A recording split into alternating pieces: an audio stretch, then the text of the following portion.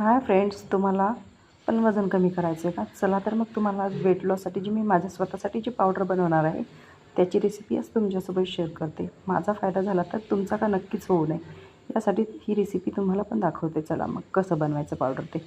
ओवा, सोप आणि जिरे तिन्हीचे प्रमाण सेम घ्यायचं आहे. गोल्डन ब्राऊन होईपर्यंत आपल्याला भाजून घ्यायचं आहे. मंद आचेवर कढईमध्ये भाजायचं आणि त्यानंतर भाजल्याच्यानंतर हे थंड होऊ द्यायचं. थंड झाल्याच्यानंतर मिक्सरमधून याचं बारीक असं पावडर करायचं आहे. पावडर केल्याच्यानंतर एका जारमध्ये आपल्याला ते भरून ठेवायचं आहे. तर हे पावडर घेते वेळेस सकाळ आणि सायंकाळ 1 ग्लास पाण्यामध्ये घ्यायचं आहे आपल्याला. आणि हे पावडर घेते वेळेस आपल्याला पूर्णपणे गोड कंप्लीट बंद करायचं आहे.